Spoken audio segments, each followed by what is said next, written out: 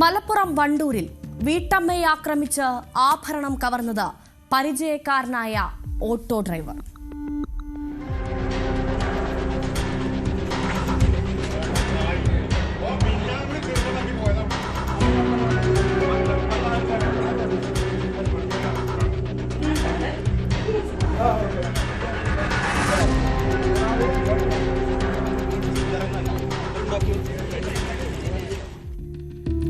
Auto ഡ്രൈവറും karate അധ്യാപകനുമായ ജിജേഷും ഭാര്യ സഹോദരന്മാരുമാണ് കവർച്ച നടത്തിയത്.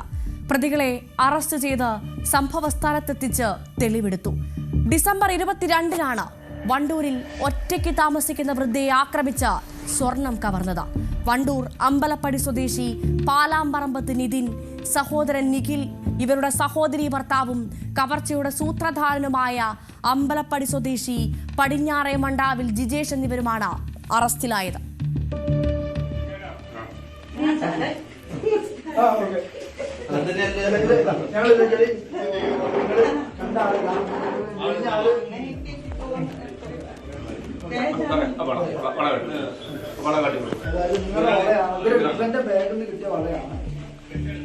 ഈ വള നിങ്ങളതാണോ എന്നുള്ളത്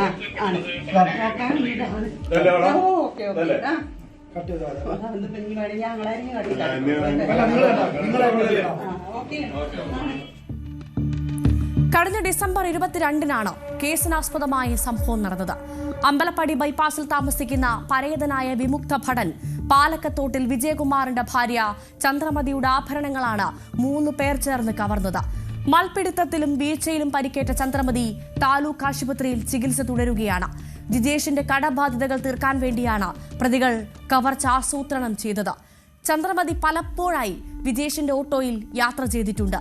ചന്ദ്രമതി തനിച്ച് താമസിക്കുകയാണെന്നും ഇവരുടെ പക്കൽ സ്വർണ്ണാഭരണങ്ങൾ ഉണ്ടെന്നും മനസ്സിലാക്കിയ ജിജേഷ് കവർച്ചയ്ക്ക് വേണ്ട പദ്ധതികൾ ആസൂത്രണം ചെയ്തു.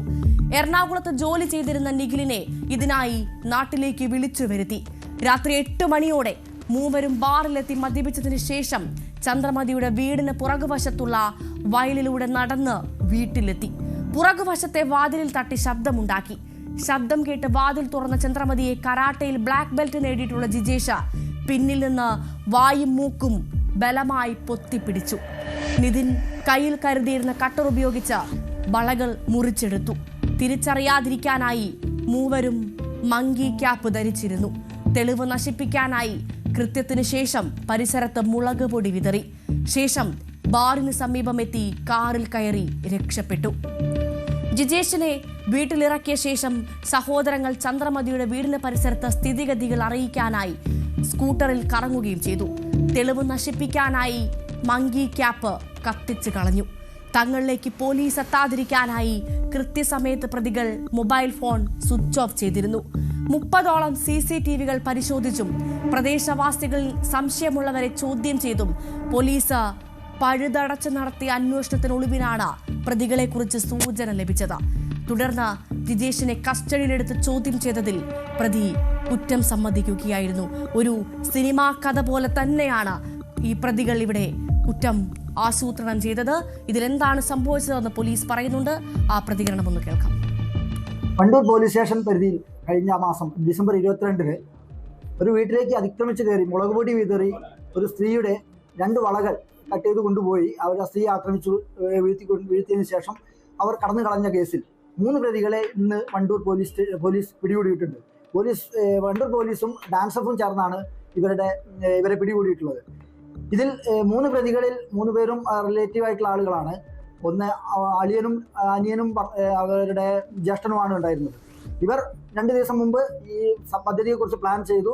ആയതിനു ശേഷം ഇവിടെ അടുത്തുള്ള ഈ സ്ത്രീയുടെ വീടിനോട് ചേർന്നുള്ള ഒരു ബാറിൽ വന്നിട്ട് മദ്യപിച്ചതിന് ശേഷം നേരിട്ട് ഒരു വയലിലൂടെ പോയി കടന്നു കളഞ്ഞ് അവർ ആ വീട്ടിലേക്ക് കയറുകയാണ് ഉണ്ടായിട്ടുള്ളത്. ഏകദേശം 8 മണിയോടുകൂടി രാത്രി 8 മണിയോടുകൂടിയാണ് ഈ സംഭവം ഉണ്ടായിട്ടുള്ളത്. കുറച്ച് സമയം ഈ പരിക്ക് പറ്റിയ സ്ത്രീക്ക് ബഹളം ഉണ്ടാക്കാനോ മറ്റുള്ളവ സാധിക്കാത്തതിനാൽ കുറച്ച് കഴിഞ്ഞിട്ടാണ് ആളുകൾ അറിഞ്ഞിട്ടുള്ളത്. ആ പരിസരങ്ങളിലുള്ള CCTV അടുത്തൊന്നും ഇല്ല. ബാക്ക് ഭാഗത്ത് വയലായതിനാൽ മറ്റ് CCTVകളൊന്നും നമുക്ക് ലഭിച്ചില്ല. തുടർന്ന് ഞങ്ങൾ പോലീസ് ആ ഭാഗങ്ങളിൽ ഉള്ള കുറച്ച് ബാറിനോട് ചേർന്നുള്ള CCTVകളും മറ്റും പരിശോധിച്ച് ആ ഭാഗത്ത് ഉള്ള സംശയമുള്ള ആളുകളെ നമ്മൾ വെരിഫൈ ചെയ്തതിന് ശേഷം ഒരു 3 പേരെ നമ്മൾ ഫിൽട്ടർ ചെയ്തെടുത്തതാണ്. അവരുടെ CDRകളും മറ്റ് അവരുടെ സാന്നിധ്യവും ഒക്കെ പരിശോധിച്ചപ്പോൾ പോലീസിന് ഇവർക്ക് ഇതിൽ ബന്ധമുണ്ട് എന്ന് മനസ്സിലായി. അതിനുശേഷം ഇവരെ വിശദമായി ചോദ്യം ചെയ്തപ്പോൾ ഇവർ ഈ വള മോഷ്ടിച്ച കാര്യത്തെക്കുറിച്ച് കൺഫസ് ചെയ്യുകയാണുണ്ടായത്. അതിനുശേഷം ആദ്യം ജിജീഷ് എന്ന് പറയുന്ന വ്യക്തിയും അതിനുശേഷം അവരുടെ രണ്ട് കൂട്ടാളികളുണ്ട് എന്ന് പറഞ്ഞതനുസരിച്ച് മറ്റൊരാളെയും നമ്മൾ അറസ്റ്റ് ചെയ്തു. തുടർന്ന് എറണാകുളത്ത് പോയിട്ട് അതിൻ്റെ മൂന്നാമത്തെ പ്രതിയെയും തൊണ്ടി മുതലായ വളയും നമുക്ക് വീണ്ടെടുക്കാൻ സാധിച്ചിട്ടുണ്ട്. ഇതാണ് പോലീസ് പറയുന്നത്. മോഷണ മുതലുമായി നിഖിലിനെ കഴിഞ്ഞ ദിവസം രാത്രി എറണാകുളത്ത് വെച്ചാണ് പോലീസ് കസ്റ്റഡിയിലെടുത്തത്. പ്രതികളെ സംഭവ സ്ഥലത്തെത്തിച്ച് തെളിവെടുപ്പും നടത്തിയിട്ടുണ്ട്.